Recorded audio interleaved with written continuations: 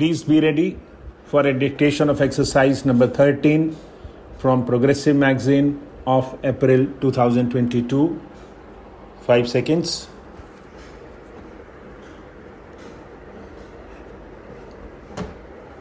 Start. Mr. President, when I received your invitation to inaugurate the 39th annual session of the Federation of Indian Chambers of Commerce and Industry, I was somewhat hesitant in accepting it. I was aware that since independence, each annual session of the Federation has been inaugurated by the Prime Minister. This, in fact, was the main reason for my reluctance. These annual meetings are beginning to become almost a ritual, and I am not much of a believer in rituals. I am also not happy about the tendency to turn to the Prime Minister to inaugurate every function of importance and to consider that a function which is not inaugurated by the Prime Minister is only of second-rate importance. I feel strongly that other cabinet ministers, as also people in public life outside officialdom, should perform such functions far more frequently than they are at present doing. Your experience will always be useful. Within the ranks of industry, the younger group feels that it is not fully playing its part. I have often spoken of my intention to keep in together some younger generation. I am calling together some younger industrialists, technicians, and managers from both the private and public sectors to discuss concrete and specific problems within the broad framework of our basic objectives. I will be sharing of thought and perhaps evolving of new ideas. Dynamic changes are needed now in attitudes and functions. In your address, Mr. President, you have pointed out that India is still a depressingly poor country and expressed concern that we have not succeeded well enough in our effort to reduce poverty and develop our economy.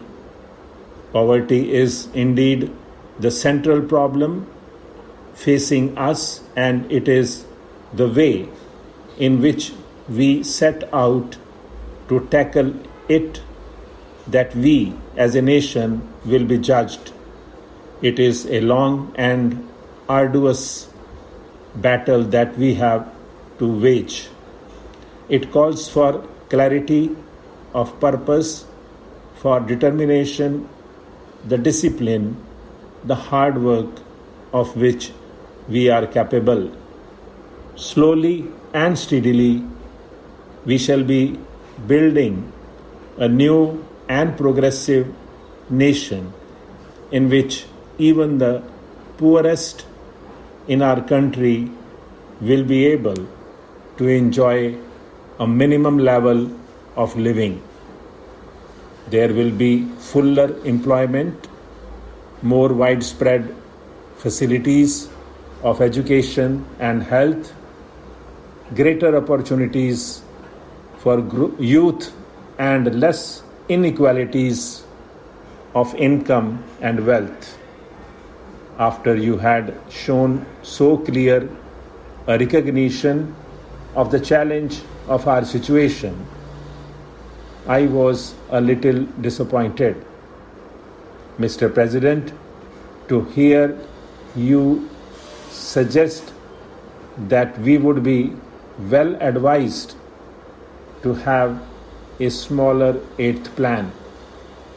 After a detailed analysis of all the relevant considerations and a recognition of the limits of the possibilities open to us, one may come to any conclusion about the size.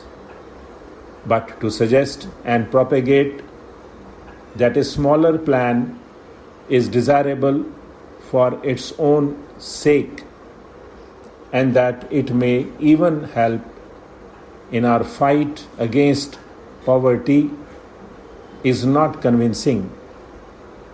There is no question in my mind that we have to mobilize our resources to the limit of our capacity and use these human and material resources in a coordinated and efficient manner. If we shirk the responsibility and seek to cover it up by phrases, we shall be merely paying lip service to the cause of the common man. It is not with caution and circumspection that we can win the war against poverty, but by our capacity to take risks and to accept burdens and responsibilities. This does not mean that we should not take the greatest possible care in the husbanding of our resources. I am anxious to seek advice on the methods by which we could achieve a higher rate of growth in our economy and ensure better performance in every sector of our activity with lower investment or input of resources in general. I do not deny that our performance in the recent past has fallen short of our expectations. We could have done better in many directions. However, let us not belittle our achievements. There is much in our record of the last 3 plans of which we can legitimately be proud.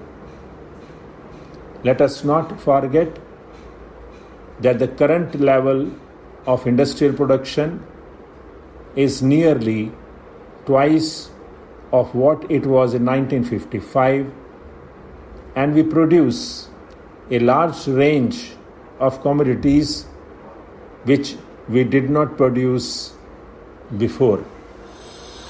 The output of food grains increased by 70% between 1990-91 and 1994-95. Let us not ignore the great progress in education, especially primary education and technical education.